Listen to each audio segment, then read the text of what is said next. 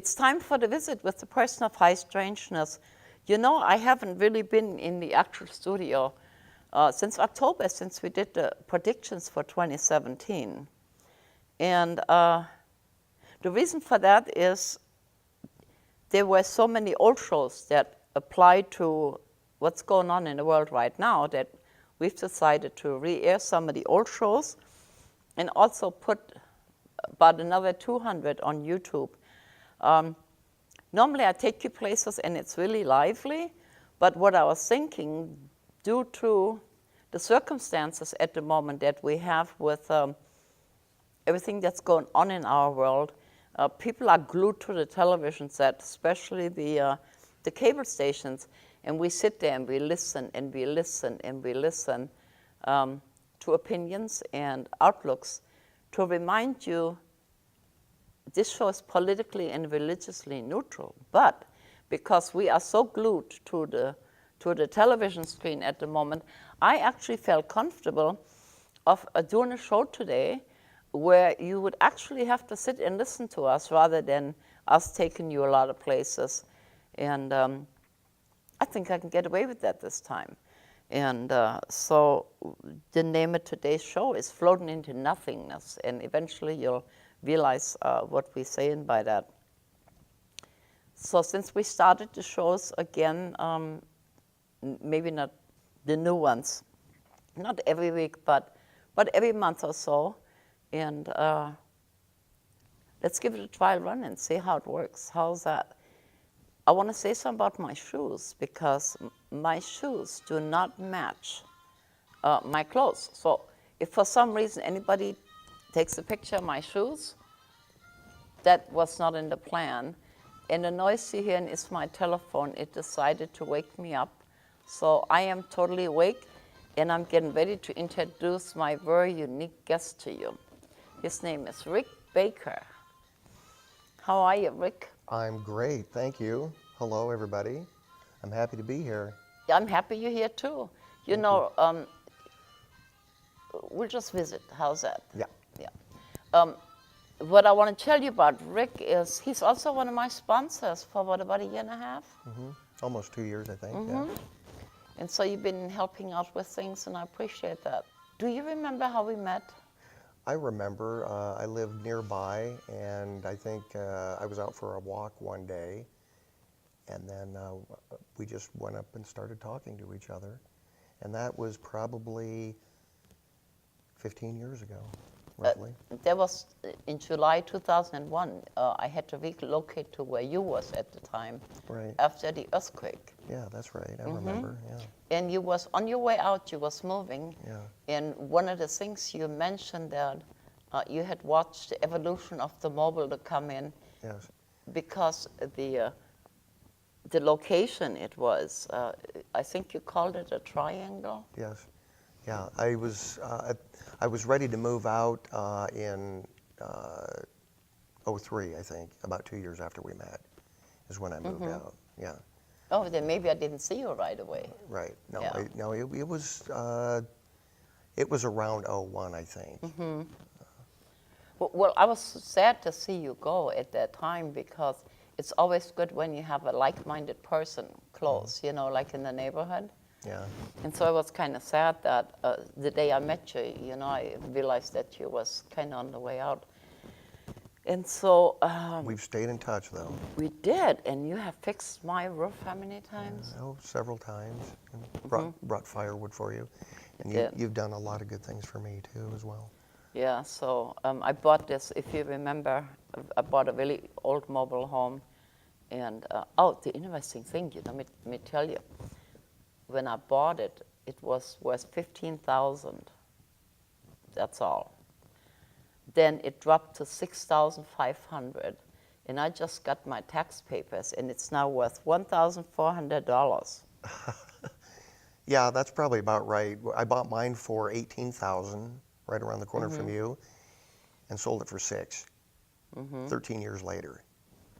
Yeah, they generally don't hold their value. They don't hold their value, which is sort of good for the tax purposes, but, you know, But anyway, so you moved away, and then, oh, and you clean my chimney, and, you know, it has to be certified by the county every year. And so we sort of stayed in touch over the years. And then there came a time when you got all excited about a new adventure you had been on. You want to take it from there? Yeah. Early in January, a customer of mine told me about floating. We got in a conversation, and I was kind of in a recovery from a bad relationship, and immediately it made an impression on me. He didn't have to describe it much, it hit. And I went down to Olympia Float 4 times in January, once a week, and I floated for an hour and a half. Let me interrupt you for a minute. There is a place in Olympia people can go to? Yep. Oli Float is on 4th Avenue East. Yeah, as you go up the hill. It's easy to see. They have a sign out front. You can't miss it. Yeah, so that's where I started. I enjoyed it so much. I noticed early on, after about 3 floats, that all my nervous habits were going away. I used to chew my nails while I watched TV. That subsided. I used to pace. I started generally feeling better and more relaxed. So right around about the 24th of January, I bought my own float tank. I decided, because I wanted to have one. I wanted to float when I wanted, how I wanted, as often as I wanted. I didn't want to go downtown, and I had room for it. And it showed up, ironically, right before my birthday. My birthday present to me. To you, yeah.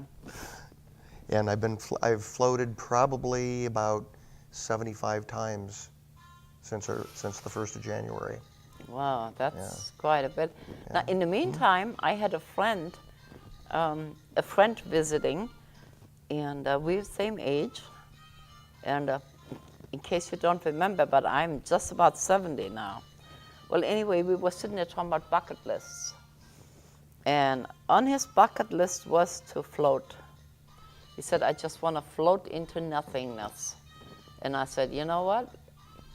Let me make a phone call. So I called you, and you were nice to invite him to float. And I want to say here, I can't float because of the chemicals in the tanks. And so I have to take everybody's word for what it feels like. So you have to explain what it feels like. But what my friend said was, when he goes in the sweat lodges, it gives him what do you call it? It gives him things to work on, you know, like from the past and forgiveness and things like that. He said that's what a sweat lodge does to him. But when he got into that tank, he said immediately it gave me solutions. So how long was he in there? I don't remember. Probably about an hour. About an hour. It's so relaxing that you're able to work on things that you don't normally work on. Like, for example, and this is what I've read in more than one of the books I've been reading since I started floating, is that normally your mind is spending about 90% of its energy fighting gravity. So when you get into zero gravity and you're floating, your brain says, okay, now I can start working on that because you're so relaxed. So you're going to get a lot more smarter, is that what you're saying? Well, I hope so. That's my goal. The goal, yeah. More relaxed and smarter. Relaxed and smarter, yeah. It really is a unique experience because I had never done anything like it. I've always had quite a bit of anxiety. I'm okay with managing my stress, but I always wanted to be better. And it's such a relaxing experience that it carries over. And a lot of people say that it facilitates their normal meditation. It makes it easier because it puts them in a state of relaxation. So it's much easier to do a sitting meditation. They get more out of their sitting meditation. I've read 4 books on floating since early January because I wanted to know a little bit more about what I was doing. And a lot of these people have started their own float tank companies. So what I'm going to do, I'm going to talk to my director here for a minute. I'd like to have that insert, please, of that float tank, if you don't mind. And Okie dokie, Smokey. cool, he heard me. So this way you can get a visual what that looks like. And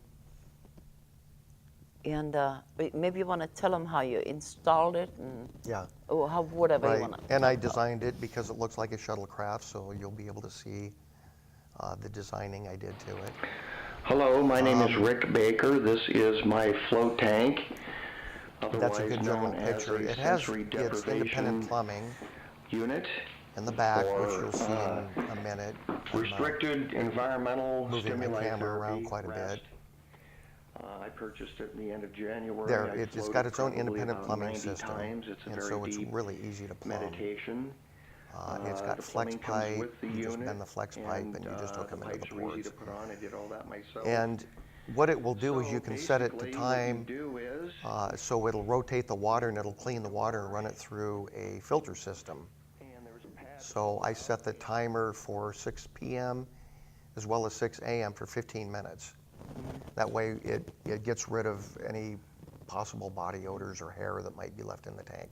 It looked like there was a mat, like a mat. Is that what holds you up eventually? No, that's the pad that sits in there just to kind of hold the heat in. It has a heating pad like a waterbed underneath it. There's a liner in there, and the pad just holds the heat in. So you remove the pad so you can lay on top of the water. Galileo. Yeah, it's about 4 feet wide and 9 feet long, so it's big enough for anybody. Bigger than a coffin. Yep, it'll sit in a very small room. The room is only about 12 by 14 feet that I put it in. Yeah, I remember that. Yeah. You know, I'm the type of person, I like small spaces. Yeah, I do And too. I could actually sleep in a coffin. So your float tank, if I could go in it, Yeah. probably feel right at home, you know. You can fall asleep in it as well. You can't roll over. But people have tried. People actually do the dolphin move to get centered. So it's very difficult to turn over. You just float on your back and basically just let your mind go. So since you're by yourself most of the time when you're in it, there's a latch on the inside so you can escape Yes. your escape Yes. pod? Is that what you can do? Some people say they might get a little bit claustrophobic, but when they get in there, they find out it's actually so relaxing, and knowing that the door just opens and you can get out whenever you want. I had one friend float for 25 minutes. Another friend came over and floated for over an hour. I floated for 2 hours and 20 minutes one time. That's my longest. Because I just didn't want to get out. It was that comfortable, that relaxing. This has nothing to do with the float tank, but I just had a memory here when I was in Europe. I was working for a big company, and the boss was very well. He was egotistical. What's that other word? Let's just say a lot of bosses are that way. He was ugly, and everybody was kind of afraid of him because he was kind of like somebody else we watch on TV every day. Yeah. And he really made me angry one time. And a solarium is a place, is a suntan bed. Suntan beds, you know, they have those lids on it. Yeah. And he had made me very angry that day. And I don't know what made me do it. But I went by and I banged on it. And then I unplugged it. And he was sort of stuck in there till his wife came and rescued him. Oh. And she was very proud of me because she was afraid to say anything to him. So as a result of that, he was so impressed with my boldness, he bought me a designer purse. Sometimes you just have to get into people a little bit. Yeah. So this Get a actually has a response. double meaning, you know, if you know what I mean. Yeah, so if we just sort of Yeah. Oh, yeah. speak up. Another thing that I've noticed that the floating has helped me with, it is my communication has improved. I had problems putting up boundaries with people, and I've been able to dig in deep enough to know myself quite a bit better, what I want, what I don't want. I'm more relaxed. A lot of my anxiety's gone away. My stress level has gone down. It gets better every time. You can't judge it by the first or second time, because after 75 floats, I would have to say that my social life has changed. It really has. I'm a lot better with people, I should say. There are a lot of things that are good about floating. It's like a deep meditation. And I've tried the sitting meditation. I've gone to meditation retreats. Floating is so much deeper, so much more relaxing, and in my opinion, much more beneficial. Meditation is good. I've always loved meditation, but floating takes it to a new level. There are no interferences. You can play music if you want to. You don't have to. And that's why it's called sensory deprivation, because there's no light. There could be no music. Nothing. So it's you and your heartbeat and your breathing. And nothing. Yeah. You know, in the olden days, I don't know if they still do that or not, there was a time, I think Edgar Casey talked about that. If you all remember Kana Shibushan, and she has experienced that occasionally, they used to take the psychics and put them in a dark room with everything, where everything was gone except their connection to this other place. You see what I mean? So does that act the same way, you think? Well, and what I've read in some of these books, there have been a lot of studies and practices with putting people in dark rooms, somebody just leaving the area for weeks, just them in the cabin with the lights out. That's it. And what they've said is that in the long run, what they do is they start to hallucinate a little bit and tap in a little bit more to who they are, and that's all real. Their imagination really kicks in. They say that they learn more about themselves. Now, define the word hallucination, please. In my opinion, hallucinating is tapping in. It's your imagination. That's what I think. I think it was, some people see hallucinating as something bad and scary. Right, that's why I asked you Yes. that, yeah. To me, it is actually tapping in. Everything, in my opinion, is real. It's you, it's what you're doing, and the same as dreaming, right? Dreams are real. That's you. Hallucinating is simply maybe a different way of tapping in a little bit deeper to who you are. There's nothing to be afraid of, in my opinion, when you're talking about your imagination. It's all real. And when you get into the float tank, you're so relaxed that it doesn't seem to matter what you're thinking about. Now, a lot of your fears go away as well, because there really is nothing to be afraid of. Nothing can get you. You're one gentleman stated it's almost as comfortable and reminds him of going back into his mother's womb. Yeah, when you you were mentioned safe. that, yeah. Where you're safe, you're Safe. comfortable, and there's nothing to be concerned about. You haven't come out into this big crazy world yet where you have to deal with all the stimuli. So financially, how far does that set you back, and is it justifiable to you? That's a good question, yes. And to me, it was justifiable because I didn't care how much it cost. I just knew this is what I wanted to do. And then I started researching. I watched a lot of videos online. I did a lot of reading. I looked up prices. I bought an Oasis tank for about $11,000. And then the Epsom salt is about $1,000. And then it's got various parts that go with it. So it was, I think, everything, it was about $13,000. And it was one of the best investments I've ever made. I practically tore the wall down to get it in. There was an expense there. It wouldn't fit through the doorway going around the corner. And we tried to push it through the window, and the window wasn't big enough.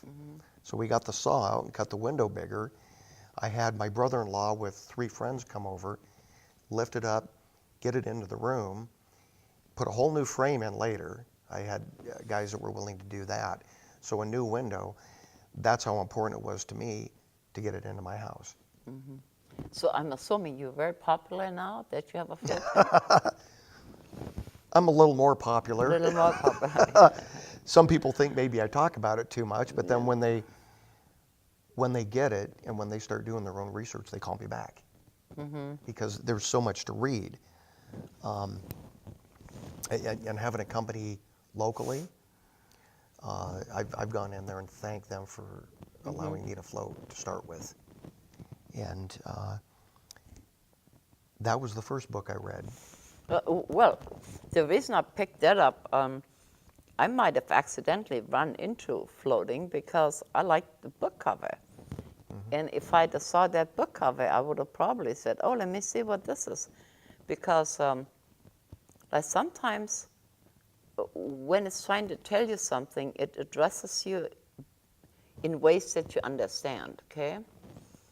And so if you don't want to, when I put out the records and design the book covers, what I used to do is I make them so that they address your taste buds. And okay, I'm done.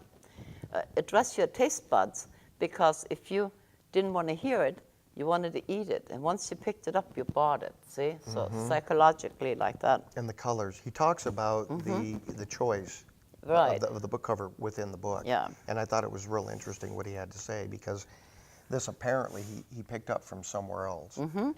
Now, I would have run into floating because of this book cover. Now, the others here, probably not. Right. They're not nearly as colorful. But the name of this is by a man named Michael Hutchinson, The Book of Floating. That's easy, right? Yeah. It's quite informative. He goes into quite a bit of detail about how he came across floating, and it's an easy read. It really is. Some of them are a little bit more difficult to read. The second book I read is this one. Even easier to read. It's short, it's concise. Hold it this way. Yeah, The lady is upside down, by the way, so right. yeah. She's floating. You hold it still, hand, so the camera can get it. This book is fun to read because it's a little bit quicker and he's a little bit more concise, and he basically tells his stories about floating and a little bit about himself as well. A lot of these people have had their difficulties just like everybody else in life, and so he talks a lot about how floating took away his anxiety and just allowed him to feel a lot better about everything he was doing. So yeah, this was a quick, enjoyable read. Cool. Yep. Yeah, we'll put that back over here, I think. And but you know, I'm really glad that you found your niche with this, because over the years, sometimes we talk, and we was always trying to find some alternative methods to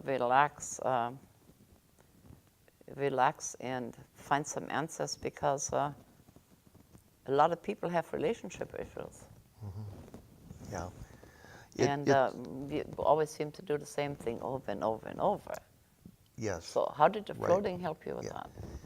that?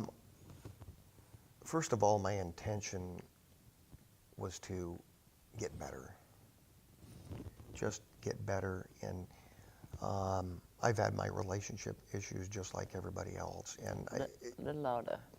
I think that at the age of 56, with good health, I just wanted to spend more time with people, because I felt quite distant, and I wanted to slow down, have deeper conversations, have deeper relationships, and the floating has really helped me with that. And with a lot of information that I'm reading in these books is that that's happening to a lot of people who are floating. It's bringing them closer. This book was the third book I read. Before we get to the book, I want to tell you something. I came to the studio yesterday, and I was trying to get a title for the show, because the way it is now, if anything is copyright or anything, YouTube flags it, we can put it on there, right? So there were several male people in this building, And I stopped them and I said, excuse me, when I said to you, you want to float my boat, what does that mean? And we decided not to use that. See what I mean? So in your case, you could say just at a show, you want to float my boat and see where you can take that, you know? Yeah. I just had to put that in here. Back to your book now. This book was written by John C. Lilly, who started experimenting with floating back in the mid-1950s. And what he would do is he would make a big tank, and you would actually submerge yourself straight up in the tank and wear a mask. And he was asking people how that felt. The 50s? Yes, the 1950s. Wow. I was really surprised. Mm-hmm. And the tank evolved into either a pod or a square. They have float pods as well, to where now you actually lay down. And he started experimenting in the 1970s with laying people down in a tank and then asking them what it was doing for them. And they would say, well, some people would say, my imagination just went wild. And other people would say, well, it was relaxing. But just about everybody said it was good, it was changing me, and they returned. Since I don't know anything about the floating other than what you told me, and I have not read the books yet, unfortunately, I've been really busy. But what happens is if you have a person that has problems with their limbs or and can't move their limbs, is that helpful? Yes. The weightlessness? Yes. I went down to Olympia Float about a month ago, and I went in and I talked to the owner and thanked him for being there. I asked, what is the most amazing story you have from somebody who's floating? He said a man who's a paraplegic came in, floated about 20 times, and he got all of his feeling back up. Really? Yes, above his waist. Wow. Yes. And I thought that was pretty amazing. It's the man that I bought the float tank from has been floating for years, and he owns a company down in San Diego, and he sells the tanks. He said, You hear that noise? yeah, We're in Olympia. Today's the air show. And I bet you that's one of those planes that's flying over here. I live at the end of the runway, which is a short runway. And they have some military planes there that sound like the planes that fly across the English Channel. And it's scary. And I thought I would be happy here, so I couldn't hear it, because it frightened me, you know what I mean? yeah. And there were cars all the way from 99 all the way to Tombole Boulevard parked. One car after another. That's how many people is at the air show. Really? Wow. This is when I came, so there might be more now. Yeah. Yeah. I've been so busy I forgot all about it. Yeah, but that's noise you're hearing at the moment. Okay. So a paraplegic. Yes. And so I got on the phone with the gentleman that I had bought the tank from. We got into some really good conversations. That's why I purchased from him. And he said, I said, how far can this take you, this floating? He said, when you think that you're done, there's always another threshold. He said, you will get out of it what you believe you can get out of it. Allow it to change what you believe. The thing to do is to let go. And he said he has crossed many thresholds. He's gone to places he didn't think that he was going to go, because he's floated for hours. I believe he said one time that he actually floated for 4 hours. Wow. In Maybe at didn't one want to come time. back, huh? Yeah. Because of the chemicals that allows that floating. And you said your Epsom salt cost you close to $1,000. Yeah. How many times can you use that? I mean, how far does it go? Yeah, there's a whole list of instructions and recommendations for cleaning. As far as a residential, if I use it and only 1 or 2 people a month, they said that you should only have to empty the tank out once every 2 years. Oh, well, You recycle it regularly. Okay. Yeah, that's but what I was commercially they wondering. recommend after about 1 year. So you can go a long time with 1 load of Epsom salt. Yeah, and the water is about 11 inches deep. So you're up quite a ways from the bottom with the water and the Epsom salt. My cardiologist said to me that heart patients should not do anything with Epsom salt. So that's one of the reasons I can't go into your tank, you know. Oh, yeah. So, yeah.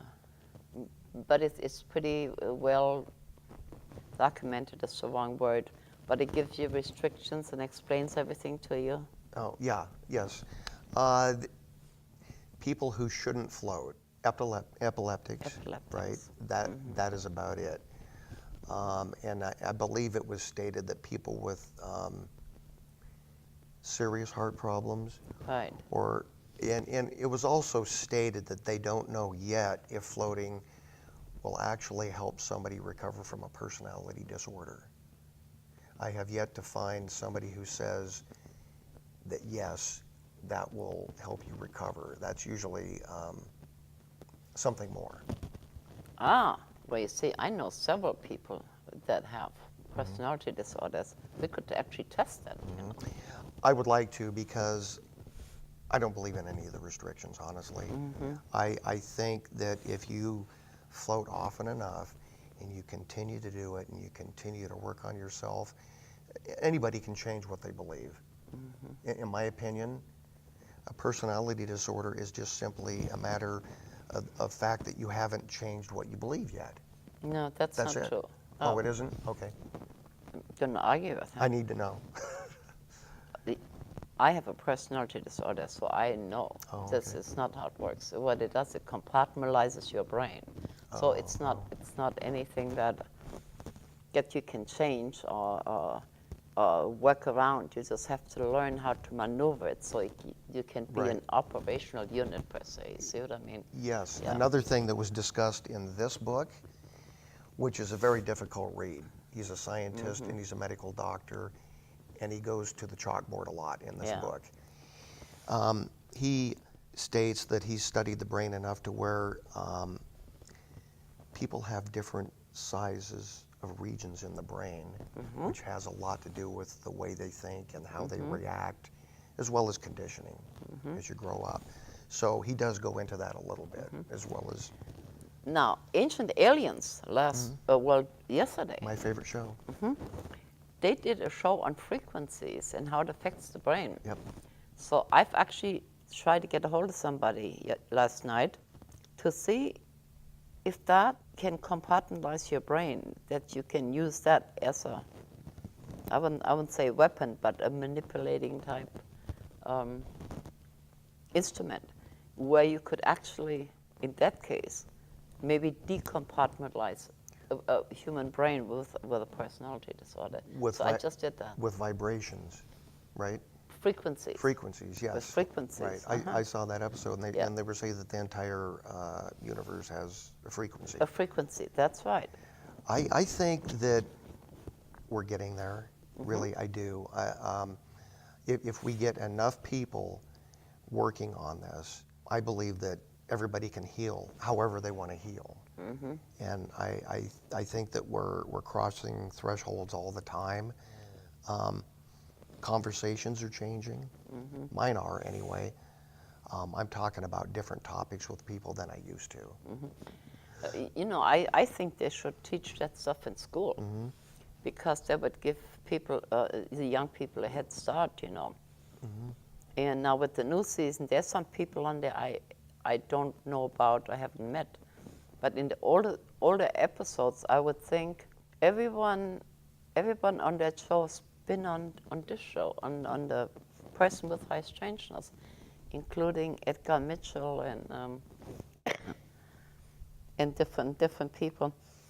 And in a way, it is so simple, you know, because sometimes, see, I don't give titles on my show, because we see somebody and then we have a title and we say, oh, I'm not interested in that. I don't want that. So if you don't tell a person who these people are, they listen to the conversation and it opens doors for them, and then they can give the title at the end.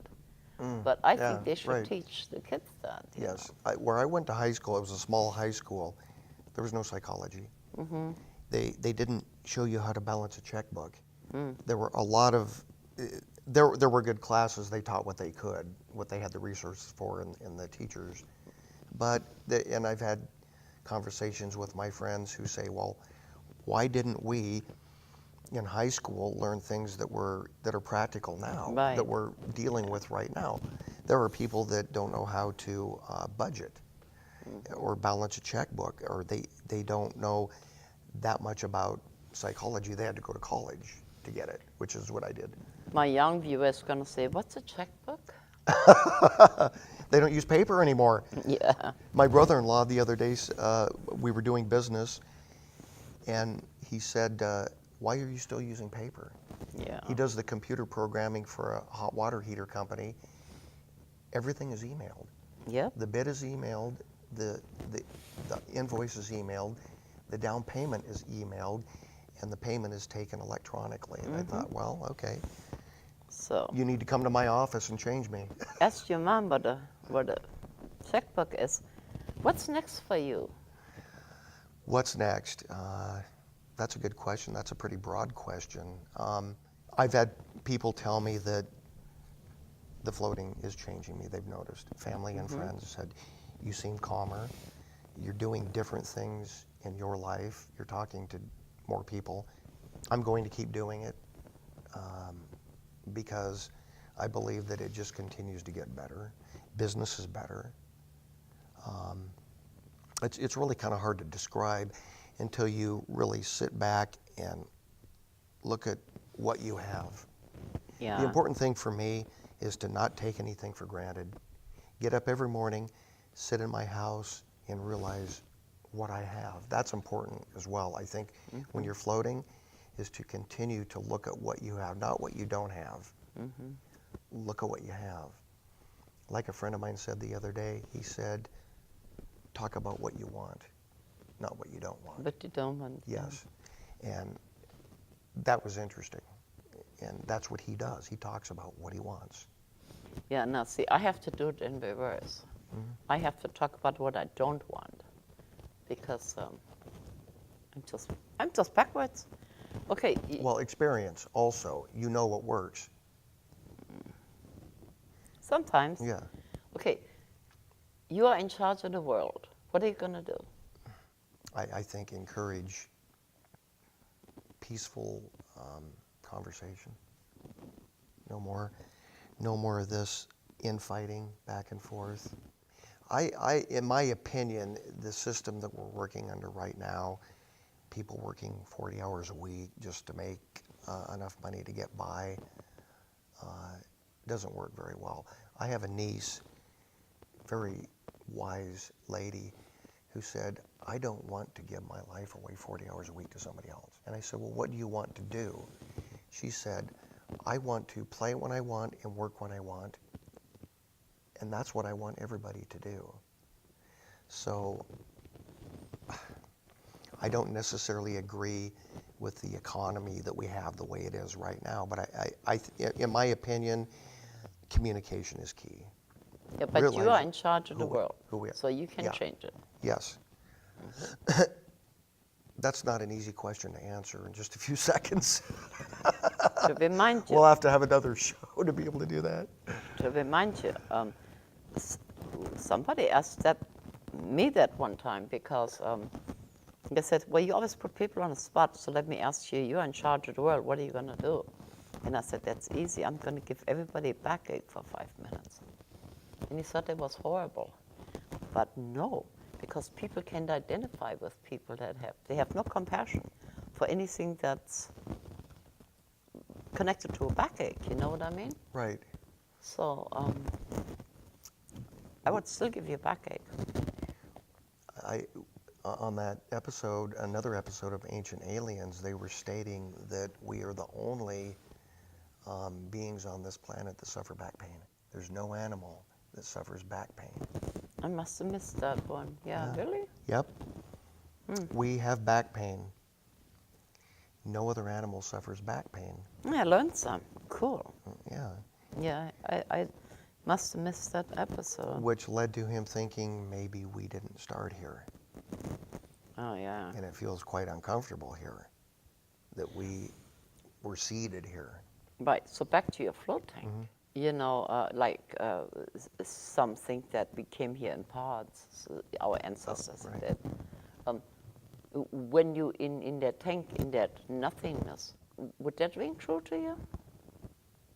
Yes, it's interesting where your mind goes when it's allowed to. You go back, right? You feel comfortable. This is warm. This is nice. I felt this before, so you tend to go back, and you feel like that you're in your machine, going where you want. And So you feel in essentially- charge. You yes, still feel in charge? yes, Oh, okay. you're in control. Number one, all that's going out there, the loud traffic, the noise, the birds, the dogs barking, all that goes away. That's what makes you feel like you're in control. All you hear when you're in there, if you have a quiet room, all you hear is your heartbeat and your breathing. It's very empowering. So the pod itself has like a soundproof. What is Yes. it made out of? Do you know? It's got two surfaces, both inner and outer surface are fiberglass, and it's insulated. And your ears are below the water, so you're not able to hear much of anything. Your really. ears are below water? Yes.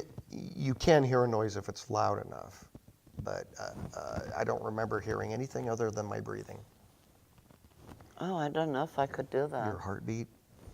There's a lot of I information. wouldn't want water in my ears. It doesn't hurt your ears. No, that occasionally you'll get some salt in your eye, but there's a handle in there. You put a towel and you can wipe your eyes because it will sting.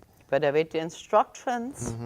Yeah, there's quite a bit to it, but they send you, if you purchase a tank, they send you a pretty good sized booklet of it's about that thick, how to take care of it, buying new parts, how to set it up.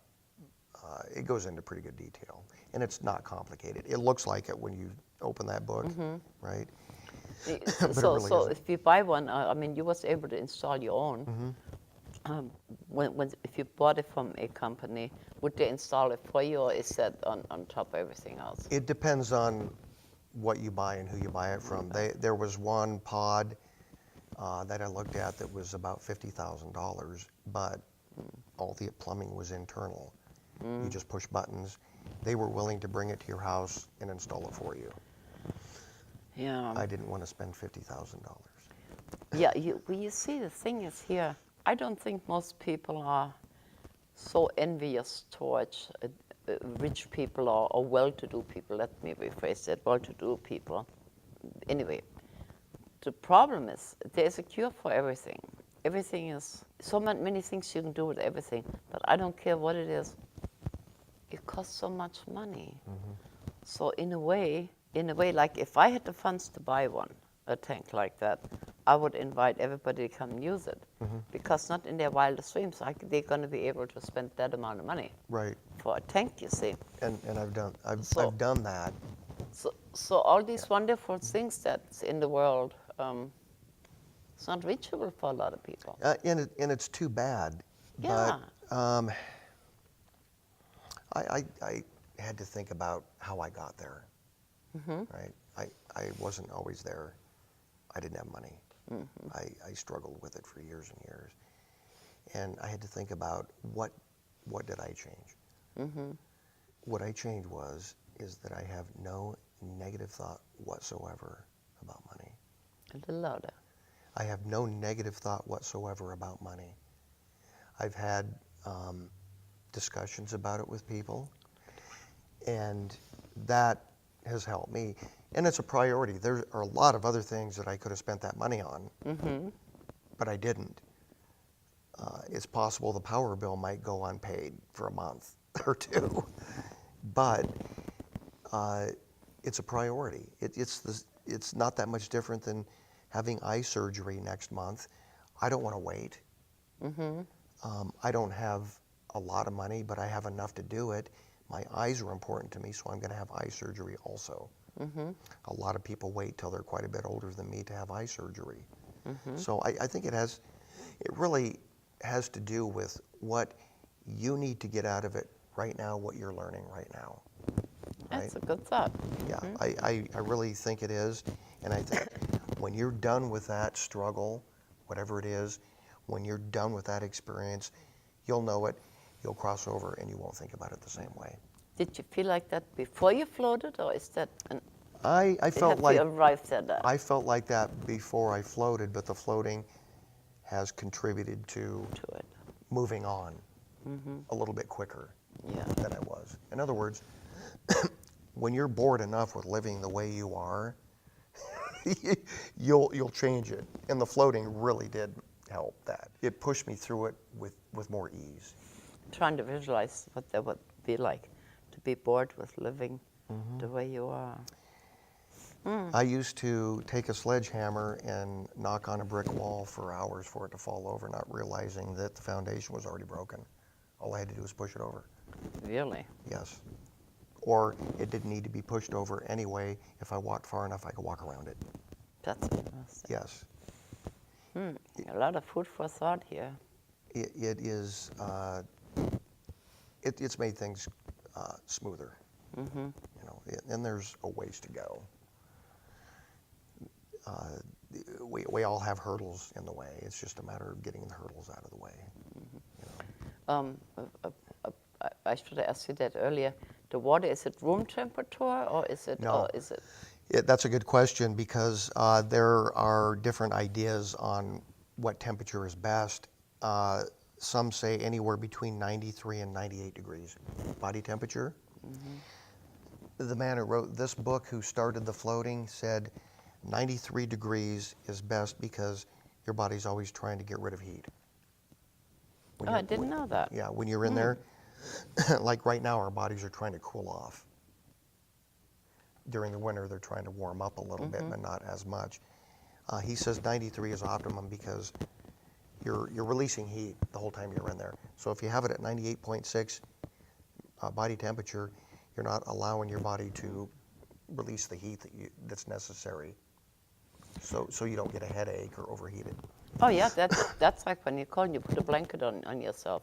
And all of a sudden, the inside of the blanket is warm because your body Yes, heat. and sometimes a little bit too warm. Too So warm. I think it's easier to warm up than it is to release heat. Wow, this is really interesting. I'm glad we got together and did this. I love it. I was really I looking still like forward to this it. book. Really, I like this cover. Yeah, I would have to say, well, this book I haven't read yet. This is my next read. That was the most fascinating. You know, it must be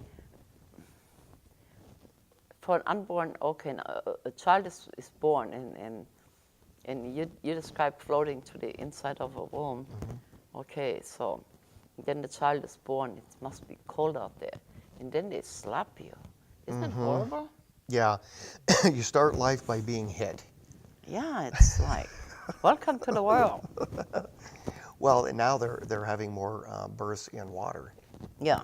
right? And that's been going on for a few years. I was born 2 months early. Oh, wow. So going back into the float tank, and I noticed this You're gonna early finish on. your time. Yeah, Oh, wow. it made me feel like I was going back in and finishing my time Yeah. in a nice, warm, cozy place where you can put your body any way you want. Really, you're floating, but you can get into the fetal position if you want to. And I felt like it was helping me complete that process. Oh, that is interesting. Yes, and it is talked about also. Oh, is it? Yes, Yeah. about how going in there, it might seem kind of claustrophobic, but you may feel like you're going back into your mother's womb where you felt safe. You didn't have any responsibility to speak of yet. That's true, yeah. Yeah, and you were warm. But going forward, you pretty much formulated what you want your life to look like? I know that this is something that I'm going to do. I don't have the most clear picture, and I don't want to yet. I want to go through the process. I simply know everything's going to be fine. Everything's lining up. Everything's getting better. I don't want to make too much of a picture of where I didn't know I was going to be here a month ago until you asked me. Yeah. This is a great experience. So I think the key is to let it flow. I will. I know enough now about what it's doing for me. I will continue to float, probably 4 or 5 days a week. Sometimes I'll take 2 or 3 days off to see what it's doing. Right, give it a chance to sink in, because I was doing a lot all at once. I was getting rid of all my habits, and it seemed a little overwhelming, but I just kept doing it, and I felt like I was just getting into this flow. Now, you are a roofer by trade. Yes. Now, metaphorically speaking, how long would you patch your roof before you said, that's it, I'm going to replace it? And what I mean by... Well, I do quite a few inspections, and it really depends on the type of roof. It's good to have somebody just inspect the whole thing every year.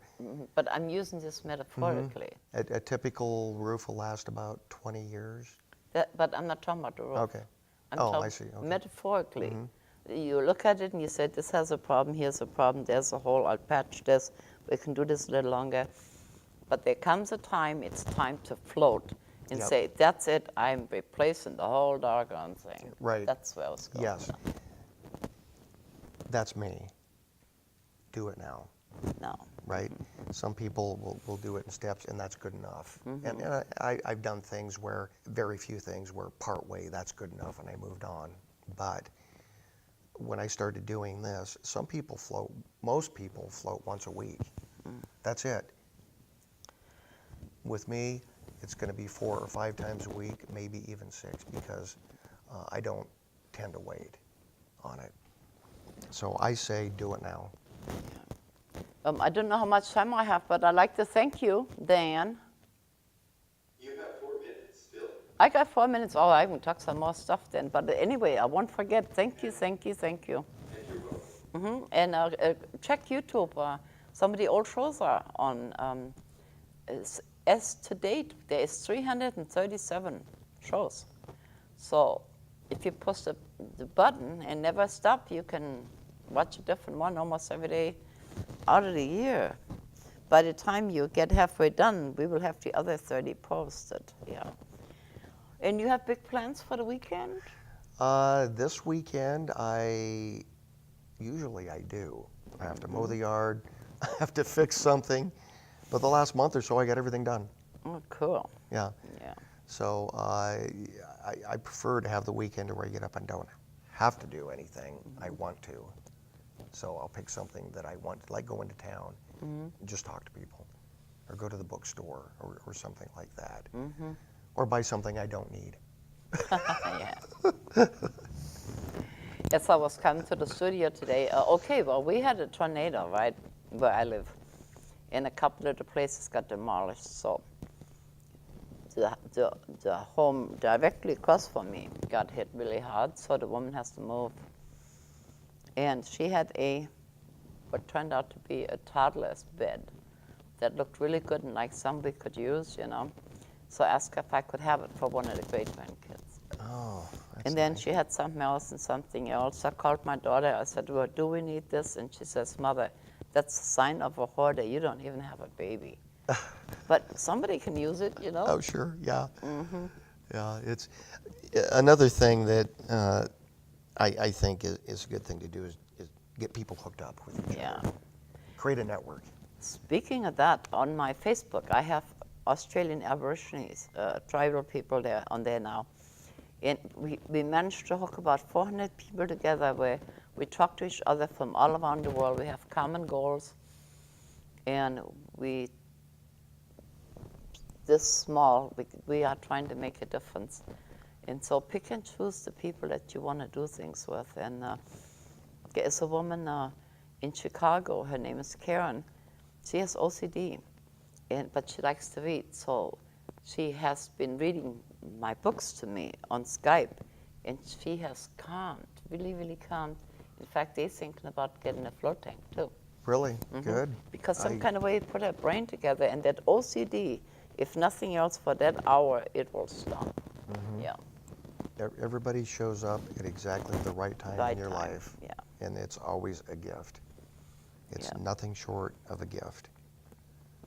So that's how it works now. Next time, I'm in the studio. They convinced me to do an update on the predictions. I didn't really want to. I'm scared to look because the last one was so bad, but they were so accurate.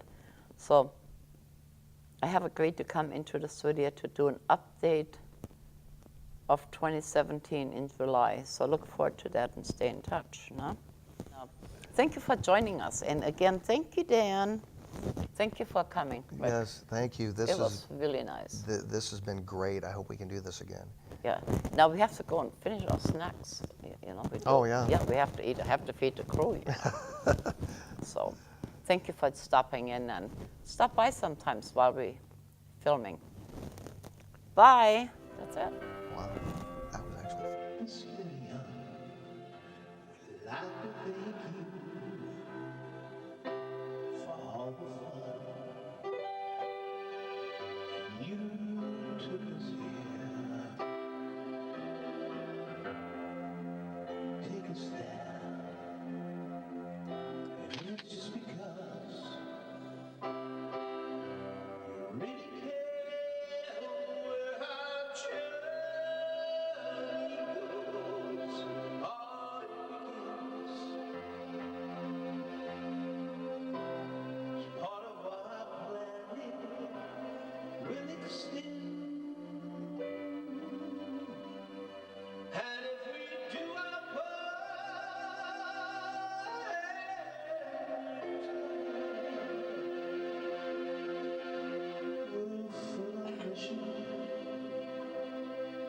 We've had